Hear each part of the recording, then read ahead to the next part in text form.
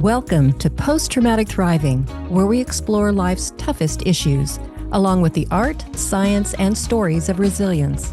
Please be advised that our guests share their raw stories of addiction, abuse, crime, and tragedy, along with tips to survive and thrive. And now, here are our hosts, Dr. RandallBell and Tanya Brown. Welcome back to Post-Traumatic Thriving. I am Dr. Bell, joined by Tanya Brown. Hey, Randy. Hi, everyone. Hi, and welcome back to Leigh Steinberg. Yeah, Jeremy is Maguire, great. the real Jeremy Maguire. The real Jeremy Maguire. It's so funny. You know, when I was telling people that you're coming on the show, Leigh, I'd say, Leigh Steinberg's coming on. They go, oh my gosh, I know that name. I know that name. And that is a typical reaction was, I know that name. I go, Jeremy Maguire, the real guy. And they go, oh my gosh. So I got some college buddies. You're such a humble man. Like nobody ever would know. You know, you're just such a lovely soul. And I'm going to throw these in as we do this episode. But I got a buddy. His name's Brent. He's a TV producer, great guy. And he wants to ask you, what makes you get up every day? Oh, nice.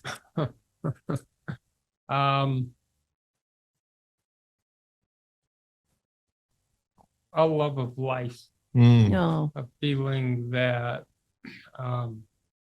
every day has new learning experiences, new adventures, great relationships, and on a more serious note, just whether it's sex trafficking or bullying or domestic violence or racism or the environment, there's still a myriad of problems that I think through using the symbols of American culture, we can change attitudes about. Beautiful. Yeah, nice. That was wonderful. So this is the Thrive episode where we talk about the cool things you've done. You've been sober for well over a decade, coming up on 12 and a half years. You're like my brother who he knows to the day how he's been sober, I think, for 20 years now. But, you know, I know that things have gotten better with your family. Life has kind of maybe gone from that bleak period that you went through that you can kind of both laugh and cry about to kind of full color. Well, how would you describe the last 12 years, just kind of in an overall sense? Well, the first part of them was primarily devoted to figuring out how to stay sober. And I knew that I shouldn't rush running back into a vibrant work life until I was pretty ensconced in a program that would help me maintain sobriety. Because the worst thing would be to run back out, reconstruct a life again, and then do what I just done, which is pull it all down around me. So the first few years I concentrated on recovery. And but I did hold a Super Bowl party in 2011, which is I've done for 36 years, and it was sort of a reemergence into big business, politics, entertainment. We do humanitarian awards at them, where we give awards to an owner, general manager, a head coach, a player, retired player, for philanthropic things they've done. And we have a charity we raise money for. But there were a number of people who came to me in early sobriety with wanting to fund me to go back into representing athletes. And again, I had to prepare myself for what those challenges would be. You know, you haven't been involved, you know, you still have relationships, you know,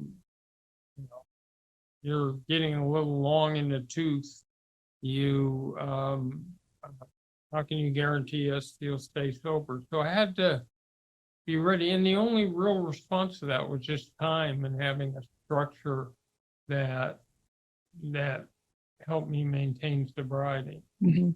People think that once you recover, it's a daily struggle, with like the angel here and the devil here.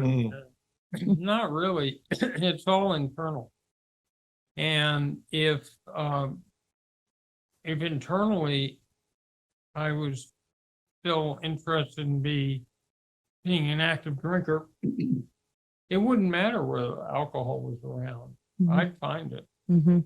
And conversely, if I'm not drinking, people can be drinking around me.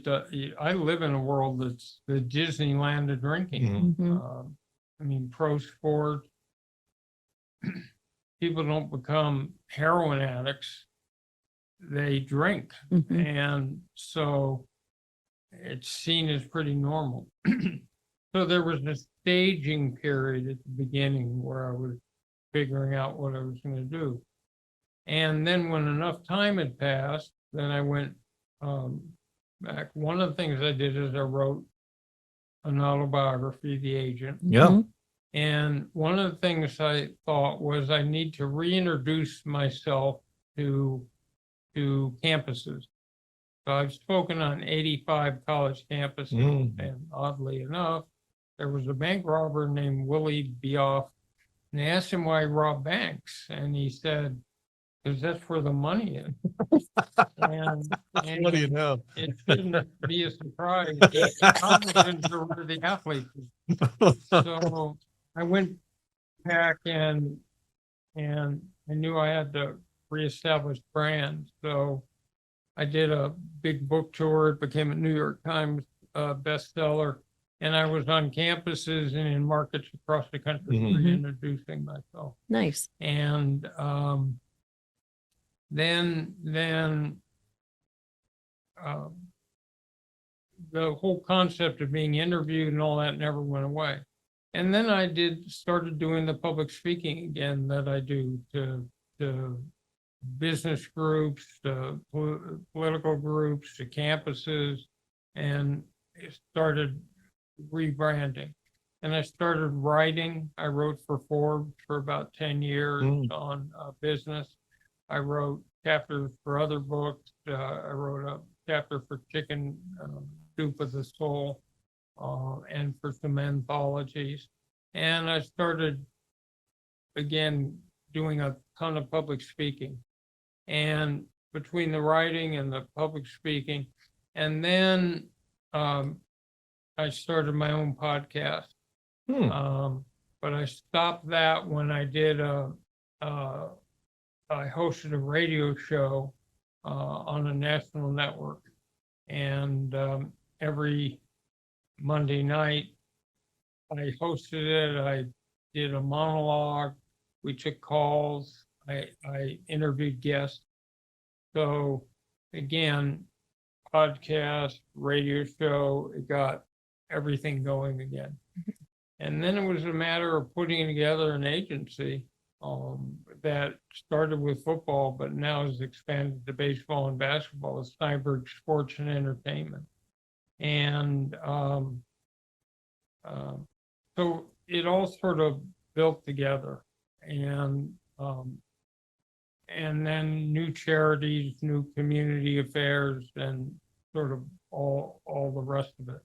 I started to try to educate a new generation of people that wanted to be in sports as a profession by doing a sports career conference where you could work for a team, a league, a conference, an athletic department, PR, branding, marketing, agency, facilities management. So we started holding those across the country. And then I started holding agent academies across the country. So that would be real experiences in how to recruit, how to negotiate, how to set up a charitable program, how to market, how to do damage control, and held like 25 of those. So that's trying to create the next generation of ethical, skilled sports professional, Very cool. and the rest of it. So and then we started signing the right athletes, and then some new concepts started. There's something called NILs, which is name, image, likeness, which means a college student for the first time can market his skills with a marketing agent, which has been a revolution on campuses. And I've had a couple football cards out, which are good for putting in your spokes of your bicycle, and it makes a lot of noise. Mine worked really well. Nice. And I've done an NFT, which is non-fungible tokens, which is a piece of art or something that only exists on your computer, but people are buying them. And, They are. They're buying pixels. Yeah. I heard Paris Hilton talk about something like that. And next thing I've done is to explore health and healing modalities. Hyperbaric oxygen, light stem cells, something called RTMS that reinvigorates the brain, experimenting with neuroplasticity. First of all, to let athletes have a better shot at being hyper productive at the end of games or contests, through more stamina or energy and mental focus. Second of all, to return players quicker from injury so that they can play a key role. Third of all, to deal with what's been my passion, awareness, protection and cure for concussion and traumatic brain injury. So I've been exploring around the world, and I'm going to take these concepts into sports, but they also are really good for anybody who's over 40 that wants to have better memory, better cognitive function, healthier cells, better healing, and live longer. So that's been a big project I've taken on. And so it's been fun. When do you sleep? Well, it sounds like you're back gosh. into kind of the It's amazing. super achiever mode. Yeah, I was just But how gonna does this round of super achievement compare to the prior Leigh Steinberg super achievement phase, the first phase? say. A lot of the components are similar. It's just now I've got a responsibility to do enough activities and structures to make sure that I sustain sobriety. Yeah. There are parts of it that are more enjoyable because I got to the end of my practice. I was just competing against myself. Nobody else had signed the first pick in the draft more than a couple times. I'd done it 8 times. So I was being judged against a standard that even though if you had a first rounder once in your career, that would be an achievement. I had 64, so the point was, did I have the first pick? I didn't. What a terrible year. But wait a second, I had 3 first-round picks. No, you didn't have the first pick. So there was a degree to which I was sort of competing against my past. Yeah. And let me ask you, in kind of I'll call it, unless you have a better way of putting it, you're kind of your phase 1 super achievement. Now you're in phase 2 super achievement, if that works.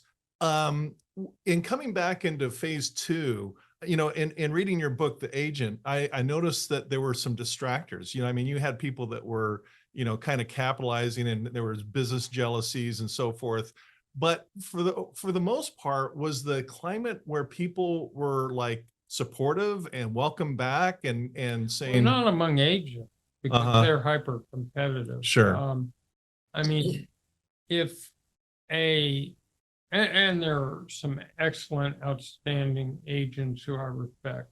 But by and large, if I just negotiated a contract for $1 trillion for 1 year guaranteed, there would be agents who'd say, oh, he lucked into that because the athlete was so good. Oh, I would have done $1.5 trillion. Oh, the structure of that wasn't right. I mean, there's so little collegiality in sports agentry that no, people are not, the general public, but people are not, the agents weren't thrilled that going to come back, just when they thought it was safe to go in the water. Yeah, right. He's So- back. So they weren't thrilled. So no, not within the profession, Mhm. but got a larger agenda. I got it. Yeah. Okay, so I got a buddy. His name is Matt, and Matt is a real estate management guy up in Washington. Great guy. He asks, and you can answer it any way you want, which team would you want to play for Oh, that's a good question. and why? So the key, I tell draftees, is not so much every slot you go higher in the first round. It's, are you going to a team with outstanding ownership, with stability, with a great front office that understands how to build a team, sign, trade, draft, with a great coaching staff and a good set of supporting cast. Hmm. And if they have that, then you're better off. Now, of course, I grew up a Ram fan, so my first answer would be the Rams, but any team that fit that composition, for example, the New England Patriots, and if we're talking football, there's no question if we were talking baseball, I'd play for the Dodgers, because I grew up rooting for them since they came here in 1958. But it would be teams like San Francisco and the Rams, really well-run organizations, New England, Pittsburgh, Okay. where you would have the best chance for long-term success. Okay. And my buddy Corbin asked the question, who is Jerry Maguire? But we kind of already answered that in episode 1. Corbin, What did he ask? How old is he? he says, who's Jerry Maguire? Where'd the name come from? A fictitious yes. character out Yes. of the imagination of Cameron Crowe. However, he did spend a year and a half, and I toured him through the world of pro football. And he went to the 93 draft with me, where I had Drew Bledsoe picked first, and he went to league meetings in Palm Desert where I was showing off a free agent. And he came to pro scouting day at USC, and he came to a number of games with me, spent time in my office, went to Super Bowls with me, Super Bowl parties. And I told him stories, lots and lots of stories. And then I was technical advisor, so I had to vet the script to make sure the willing suspension of disbelief that holds you in a motion picture wasn't shattered. So the look was right, the dialogue was right. And then they assigned me some actors. So I took Cuba Gooding Jr. with me down to Super Bowl, and he had to pretend he was a wide receiver client of mine all week, and he ended up winning the Oscar. And I had to show the quarterback in the film, played by Jerry O'Connell, how to throw a spiral, because he had gone to NYU and they didn't have a football program. Right. So there's a lot of life up there on the screen, and for the last 25 years, it's been hard to go to an airport or go out to dinner without someone running up and either asking me to say the 4 words or saying to me the 4 words to start with, show me The money. That question was coming. I'm kind of like, oh, did they have you at hello? Wrong Well, movie. That's not- part. That's not the right movie. No, it's the right movie.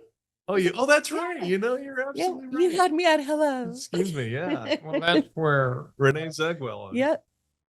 Yeah. that's where someone who will remain nameless, marriage was going wrong at the very start, who had to go back and reconvince a woman that this marriage had a possibility. Oh, wow. Yeah. So in real life, did the show me the money line come up? Is that based No, on what a happened?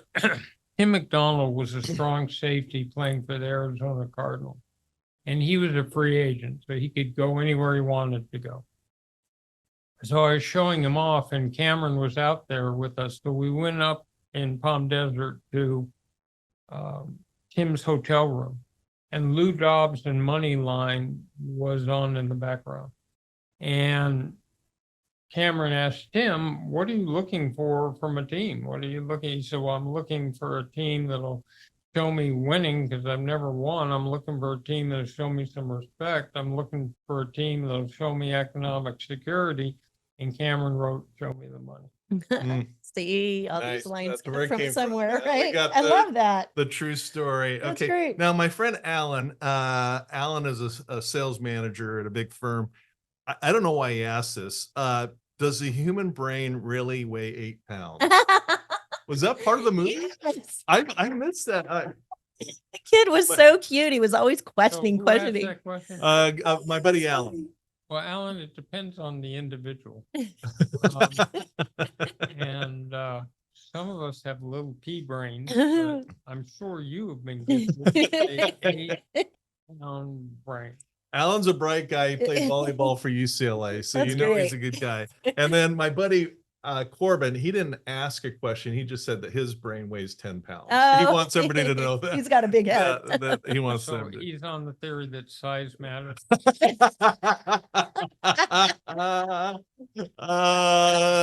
I can't wait for him to watch this. All right. That's great. Now I got one very smart friend. His name's Bill, and Bill is actually, he manages a pawn shop of all things. Oh, cool. And he's very good at it. Mhm. So he asked this: in a world where it is dog eat dog, how do you approach, Leigh Steinberg, the sports agent world, separating yourself from the rest? That was the what was the thought process inside your head that led to doing things differently? That's a good question. It was loving sports, being a fan, and watching my father teach kids. So I understood that my actual job was to stimulate the best values in young men, try to profile clients that had a good heart, were self-starters. But I really was involved. The parents have done the amazing work of bringing a player this far. And so I'm just continuing that, but it's teaching life skills to young people, helping them understand their power as role models, helping them network and laying the foundation for second career. And I also came to the belief that the real battle in sports wasn't labor versus management. And when we were having individual negotiations that pitted athletes who people perceive as greedy against the team that people perceive as whatever, stingy, that it wouldn't help in the sport, that it was really pushing fans away. And when you had bad collective bargaining agreements that pitted millionaires against billionaires, you were hurting the brand. That the real battle for the NFL was not labor versus management. It was the battle for other forms of discretionary entertainment spending. So the battle was with the NBA and Major League Baseball and home box office and Walt Disney World and Netflix and every other form of discretionary entertainment. But what I ought to be doing with those owners is working in concert with them to figure out, can we do an NFL network? Can we do new stadia with jumbo scoreboards and naming rights? Can we use the internet to create more value? Can we create memorabilia that makes sense? Can we and explode the revenue? So that whole stereotypic role of sports agents just seemed non-productive to me.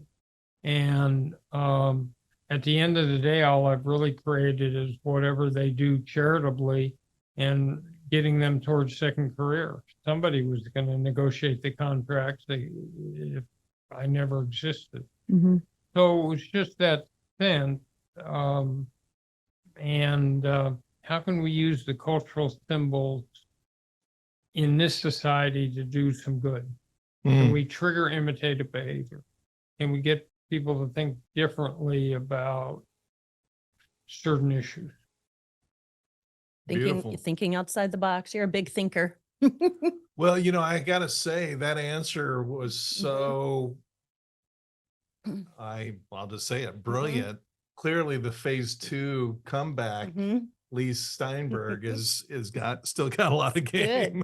Okay. My buddy John, who is a big podcaster, he asks, how do you feel about the exploitation of athletes?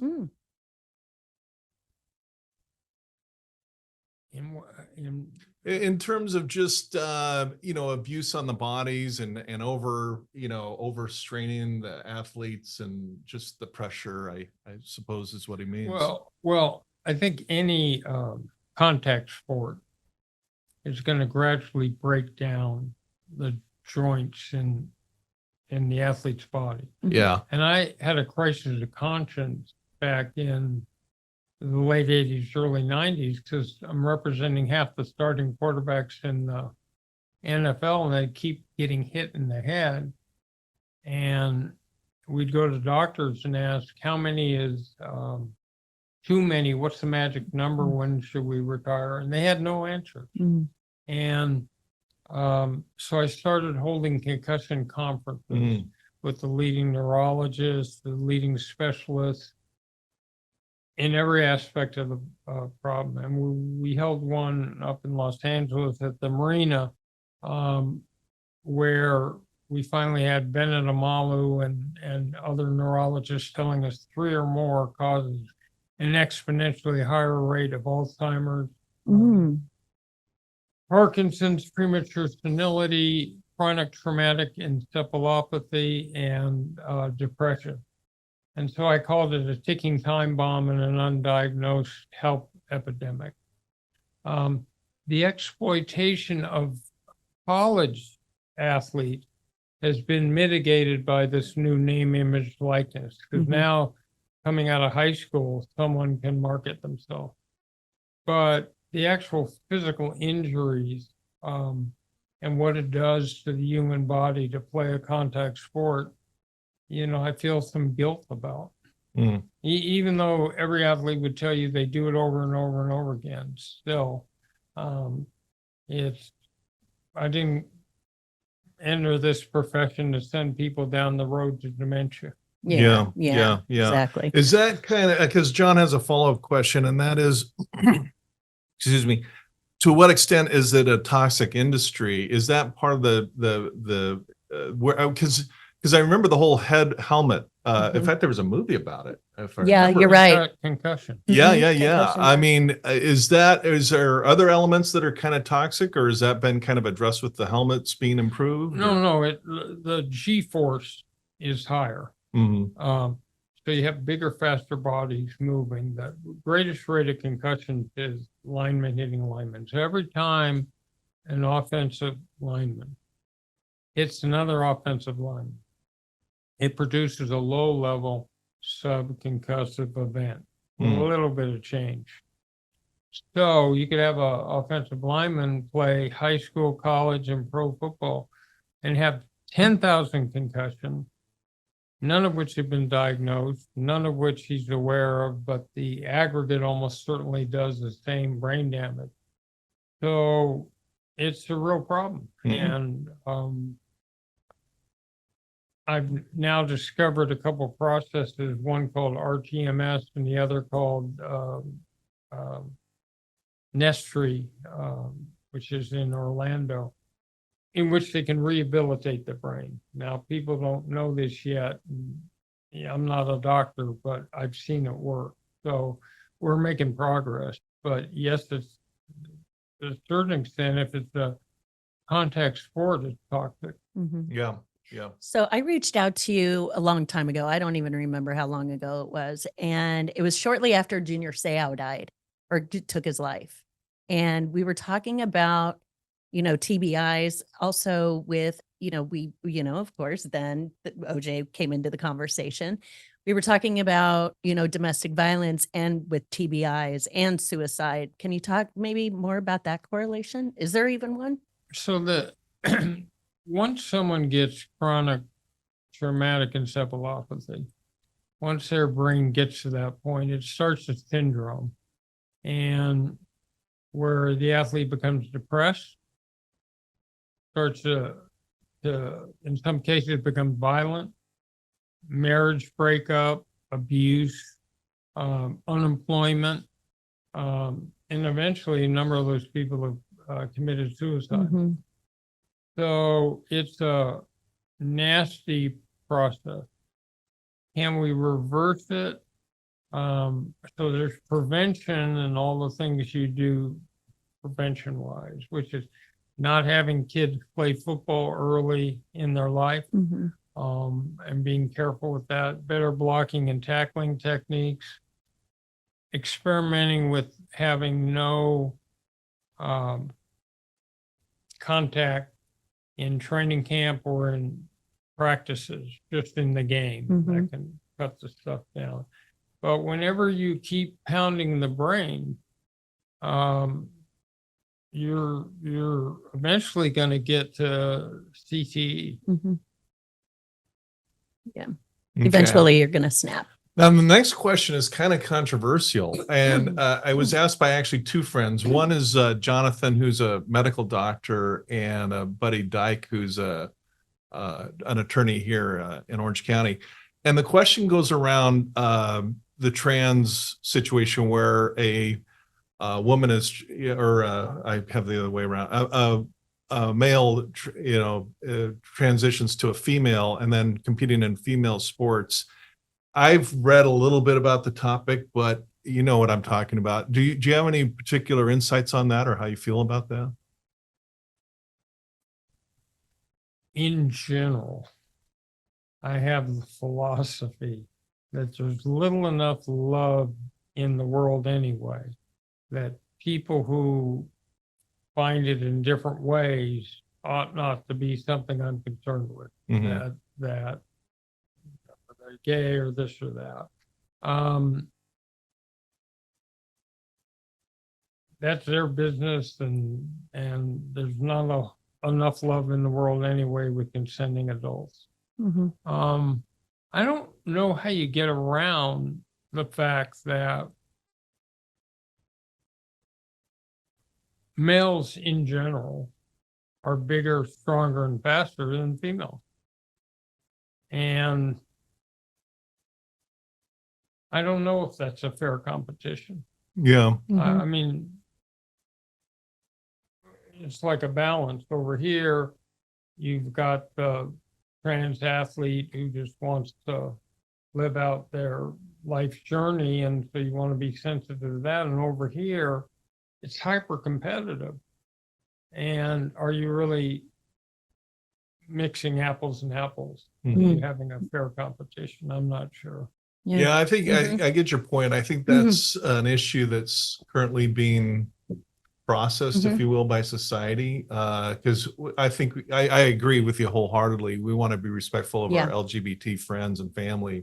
But on the other hand, there's obvious physiological differences. So we'll see how this plays out.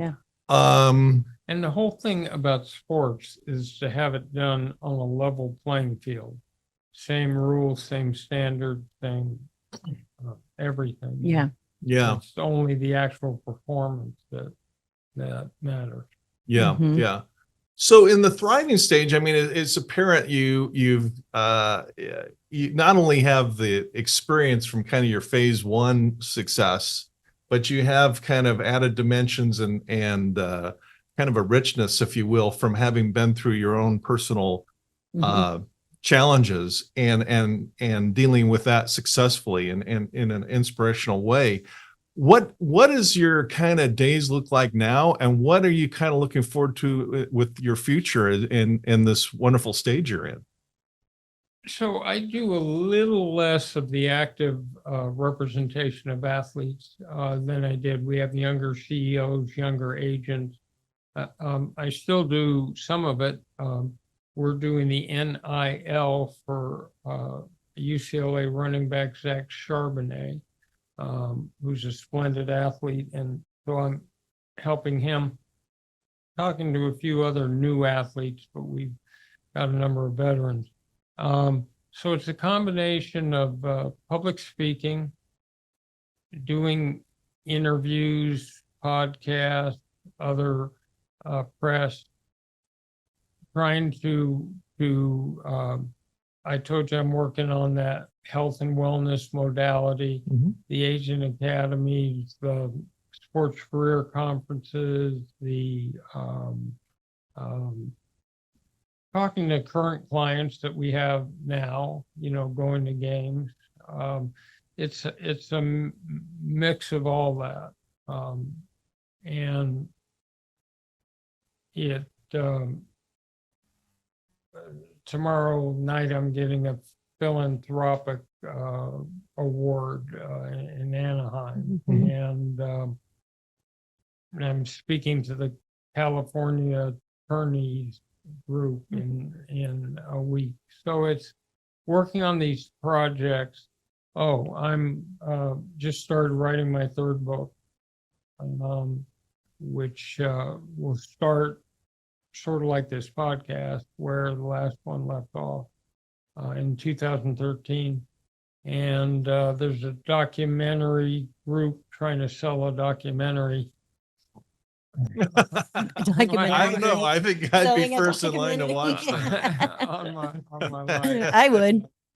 So, but anyway, a combination of all those different activities. Yeah. Yeah, yeah. I think what is really kind of doubly inspiring about you, Leigh, is that you are, again, showing by example how humanity with its problems, and I agree with you, there's a lack of love generally in our society, Yeah. but nonetheless, there's still a lot of very good-hearted people and plenty of people that said, hey, Leigh's back.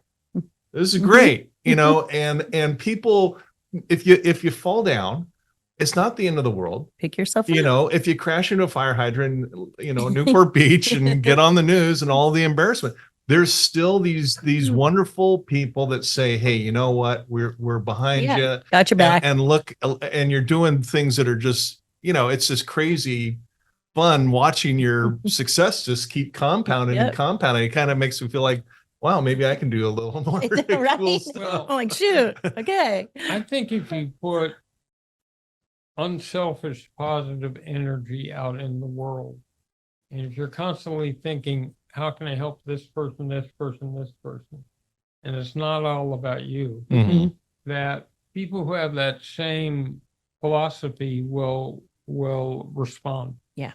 So that, and I've had the good fortune of being around.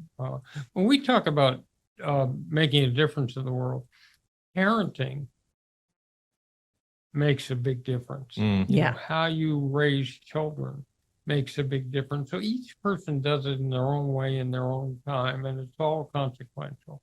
But I think there are, instead of cursing the darkness, we need to light candles. Yeah. And if you do that, you can bring people of goodwill together. And I mean, I think the political division in this country right now is sort of ridiculous. We're all Americans, yet we've got these alternative realities going on, and it's not helpful. Yeah. Amen to that. I just had a flash, and I hope you take this as a compliment, but I'm listening to all these, I call them refrigerator magnet moments, where Yes. you say these little nuggets. It's like, I got to go back and rewatch this whole thing and get this transcribed Yep. and get these little nuggets to put on my refrigerator. Seriously. But as you kind of sharing this, Leigh, I'm thinking you kind of remind me, and I intended as a compliment, of John Wooden. You have this like Compassion. this soul and this empathy that goes beyond just making a buck and slamming the deal through, and this hyper competitive world that you're in. Yeah. And you're bringing some wisdom and some insight and some empathy to the whole conversation that you don't see a lot. You don't see enough of in the business world. Exactly. See, That's I a think that's a great one one. of the problems that we have in this society is situational ethics. And by situational ethics, I mean someone is nice to their family, they're nice to cats and dogs, they're nice to their neighbor, and now they go out in the workplace and they use heinous social Darwin tactics because it's just business. The end justifies the means. And when you have people treating business that way, then you get these horrible results and everything. And that you can't, you are how you work. Yeah. As well as how you are at home and how you are as a friend and the rest of it. Yeah. And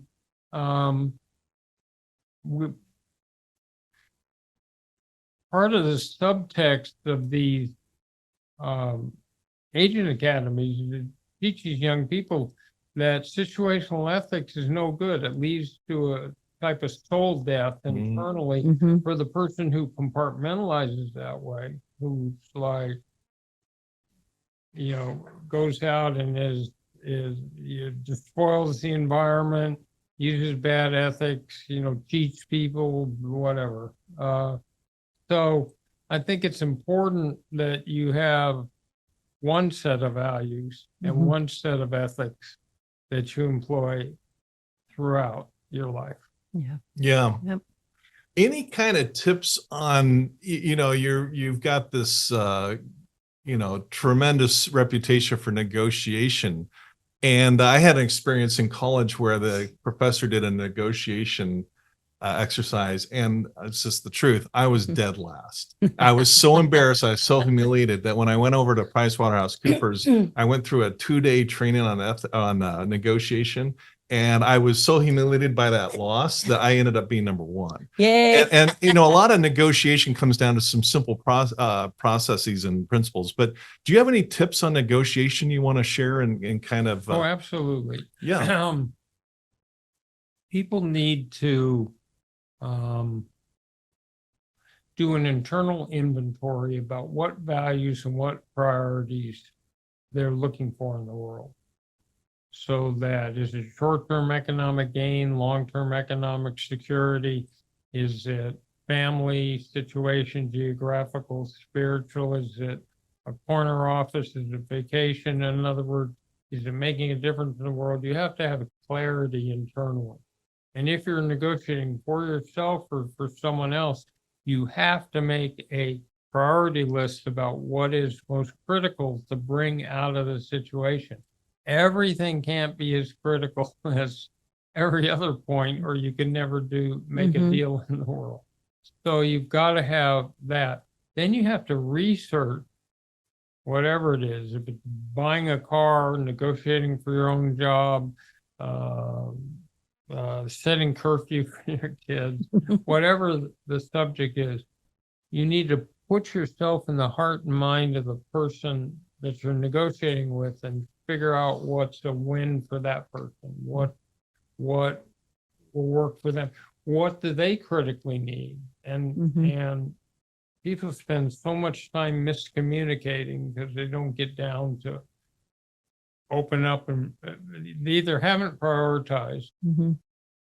they want everything. So they're either unduly submissive in that they walk out after a negotiation and they never, and they're immediately unhappy at what they agreed to. Mhm. Or conversely, they're truculent and aggressive, and that leads to breakdown. So it's having a clear internal inventory, having a clear laundry list of things you want to negotiate. And it's establishing a paradigm of cooperation where you're trying to be as honest as possible and you're trying to figure out what works for both parties. Mhm. So Leigh, today that you know, now that you've been sober for well over a decade, today, in a typical day, what percentage of the day or your brain space, if you will, is thinking about, you know, your prior cravings or maybe even current cravings to alcohol versus life? Is it like a minor part or a big part? You tell me, what does that ratio kind of look like? Mhm. Very tiny. In other words, I've got meetings I go to, but once the cravings leave, it's just a matter of staying on course. Mm. And again, I'm reticent to really give advice, you know, if I had 50 years of sobriety. Mhm. But part of the concept is passing on what you've been given. This is where I was saying to you before, it's not a constant struggle. If you, the more time you put in and the more you keep trying to keep your spiritual condition right, and I spend very little time thinking about that. I live in a world that Mhm. people addicted call them normies, but most of the people in my world are people who don't struggle Yeah. with alcohol and drugs, and most of my friends are people that don't have the problem I have. Mhm. So Mhm. it's the danger is being in a situation and forgetting that you have the Yes. problem. Mm. Yeah. So, but I'm always aware at some level. So the answer is you don't, and the cravings are long gone. That doesn't mean the pilot light isn't still Mhm. there, so Mhm. that it's not safe for me to ever drink alcohol again. Yeah. Forever. Yeah. Yeah. Well, I mean, I asked a question for probably kind of an obvious reason, because somebody who's just got 30 days or Mhm. 9 months of sobriety is saying, oh my gosh. And I think what the answer you just gave is things as you keep that structure in place, things get better. Mhm. And there's just something you got to be aware of The there. structure and the routine. Like I Yeah. know people who, you know, you talk about, you know, planning, being aware of the situation that you're going to go into, right? So it's like, I've known people who, oh my God, my best friend's getting married or my sister's getting married and, you know, newly out of recovery, they couldn't go because their sobriety was more important than going to the wedding. Oh my So gosh. yeah. So at Yeah. least they know what, you know, again, it's like whatever works for you, do it. Just because somebody else is doing something doesn't mean it may be right for you. Guess the best, it's more serious than this, but when I'm dieting, I know I can't eat pizza. It's true. I can see it there. It's not that I don't love it, but it's just not my food. Mhm. And in this lifetime, I'm just not drinking alcohol. Yeah. Mhm. Well, Tony Lattimore would get on you if he had some pizza, I'm sure. It's his workout guy. I mean, it leaves me free to do everything else. Yeah. So the answer is, as long as you're doing your routine, Mhm. I don't spend much time thinking or worrying about drinking. I'm Yeah. out there living. Okay. Yep. So I got to ask you this question. I had a conversation with Zig Ziglar once. Some of us might remember Zig. Mhm. He was a huge motivational speaker, and I had the chance to ask him a question. So I asked him, Zig, what does your day look like? And like, what time do you get up? Yeah. And then what do you exercise? What does your routine look like? Because I was like, I wanted whatever Zig's structure was. To this day, I admire the guy. Yeah. Can I ask you the same question? What does your kind of day and structure look like? Well, we all have our own diurnal presets, right? And most of the world likes to get up early. I don't. No, that's why I'm yawning sometimes. No But- offense. but I'm very awake at 11:30 at night or 12, and all the rest of it. It doesn't start early. Every day I try to do 15,000 steps. Hmm.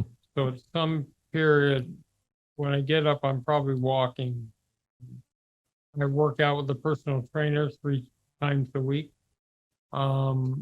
I do hyperbaric oxygen and light stim and brain body boost probably 3 or 4 times a week. Then I go in the office and it'll be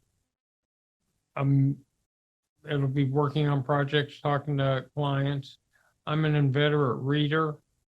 I've actually got a book club on Facebook with 2,500 members. Oh, very cool. And so I read all the time. I read probably 5 newspapers a day. I read the LA Times, Orange County Register, New York Times, Wall Street Journal, and USA Today. Those were my dad's. And so I'm reading. I have a great relationship with a woman, and so I spend time with her. Then it just depends on what the day is. I may be going over the weekend. I went to the UCLA football game, Mhm. and then on Sunday went to the Dodger game.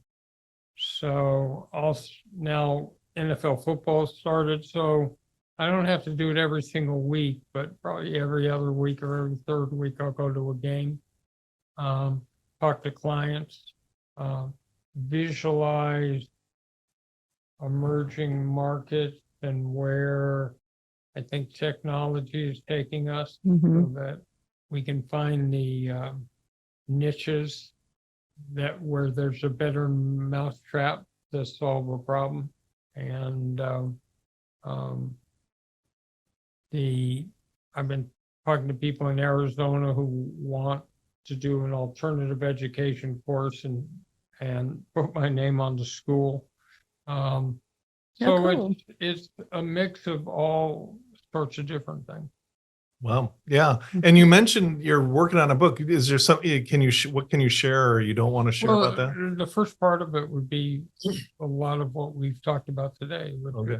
Be recovery, and then I made it back. And then I do this thing on called Wednesday Wisdom on social media, that just little life tips, and so that'll be integrated into it. It's how whatever I've experienced and learned can help other people.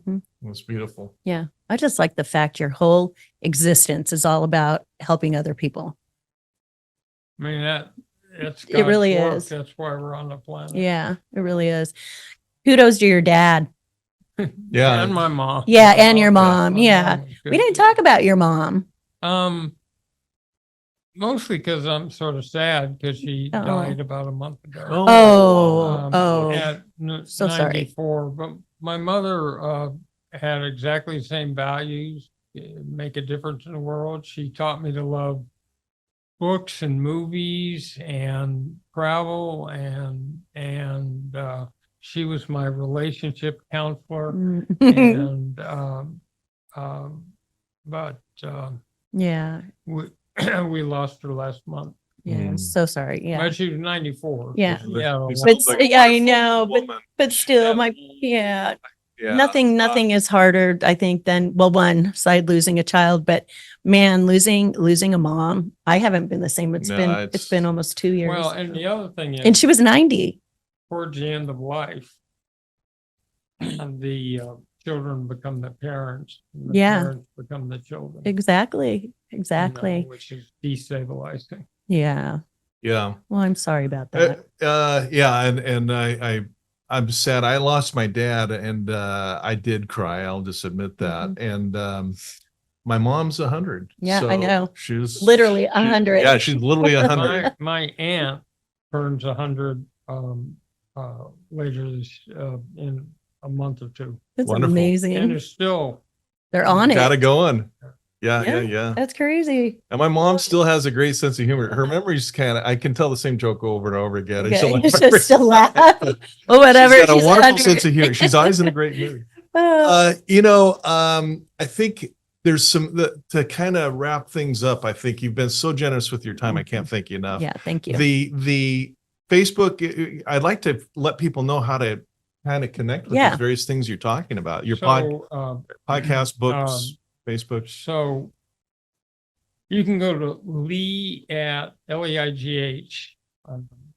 Now, people don't give themselves these names, right? The fact it's spelled that way, that was my parents. You know? It's not Like he's me- getting all fancy it's on not us. like me trying to be pretentious. But Leigh at Steinberg speaks.com. I tweet at Leigh Steinberg. I'm on Facebook. I'm on LinkedIn. I'm on all the usual suspects. Instagram. Yeah. Yeah, all of it. Now, I know you've done a ton of media. You've done a lot of Mm-hmm. media, Tanya. I've done a little bit, but I know you've probably done A lot. enormous amounts. I got to ask you this question, and depending on the answer, we may be done. Is this the most thorough interview you've ever had in terms of your spectrum? It is certainly the longest. Okay. We get that all the time. So why aren't we the most thorough? But No, I'm teasing. No, we the reason why we do this, Leigh, with the long format is because trauma recovery is not an instant fix. Yeah. And to kind of go into these dimensions, you might say something that it's like, I don't get it. I'm not smart enough, but Tanya does, or the audience member might. And by going through all these dimensions and going long format, we just get great results. Yeah. And for those who don't have time, we chop them up, for lack of a better word, into TikToks, and we got millions and millions of views of that. Yeah. So that's why we do it. And that's, TikTok, I gotta dance. Yeah, I know. Where's your routine? we work so hard on this thing. And then the other night, I can't make this stuff up. I used to live up in Coto de Casa, and there's a blonde girl who was doing her dance thing, and it's like, wait a minute, I think I recognize her. She's got like millions of followers. It's like, if that's what you want to do for millions of followers, that's terrific. I'm kind of jealous, but anyway, I'm so grateful that you came, to share our story, because it doesn't matter what caliber you come from, where you are in your life, no matter how much money you have, no matter how much money you don't have, no one is immune to anything in this world. Either, I always say, like, if you breathe the air on this earth, anything can happen to you. So be grateful for every single day. Yeah. Yeah. And I'm very, very grateful to you, Leigh, for coming in. And the, I'm gonna subscribe. I'm anxious to learn these and relearn these philosophies you've got, because they're things. Some of these things you've said I've heard long ago, but I need to be reminded of. And so, thank you very much. The book is The Agent, the current one. Do you have a title for the next one that we should keep looking at, or do you want to keep that to yourself? Well, look, The Agent was not exactly the most creative piece of titling in the Western But world. it's you. You're already. It's a great book. Yeah. Thanks. No, I don't have A title yet? title. Okay. Still alive. You're still alive. I'm still alive. I'm still on this side of the grass. Alive and kicking. Alive and kicking. Well, for sure. And check out Tanya's book, Finding Peace Amidst the Chaos. My book is Post-Traumatic Thriving. You might recognize that from the title of the podcast. You know, there's by college age, 66 to 85% of us have been through a trauma. Yours came at a later point of life. I think that dimension is really important For sure. with talking to you, Leigh. But again, just thank you for everything. Mm-hmm. I'm going to just give you an open floor for any last comments you want to make and you want to share. I'm grateful that you have this forum, because I think that we wear masks and worry so much about other people's impressions that it stultifies the ability to know our commonality. Mhm. And if people actually understood how common some of these same problems are, we could help each other so much Mhm. better. But it's like I said to you before, what lifetime are you waiting to share thoughts and insights as to the downside of life? Yeah. Beautiful. Yeah. And So I'm really glad you have this forum. thank Good, you. thank And you. thank you for coming. And my only hope for you, Leigh, is your next movie, they get someone better looking than Tom Cruise. So thank you again here on Post-Traumatic Thriving, where we die, survive, or thrive. The choice is yours. Thanks for supporting our podcast. Be sure to like, share, and subscribe, and follow us on your favorite social media. For books, merchandise, or to donate, visit CoreIQ.com. Post-Traumatic Thriving is produced by CoreIQ, a nonprofit with a mission to teach the life skills we all need but are not taught in school. CoreIQ and the Post-Traumatic Thriving podcast are for informational purposes only and do not provide medical or mental health advice. Always consult with your licensed medical and mental health care providers.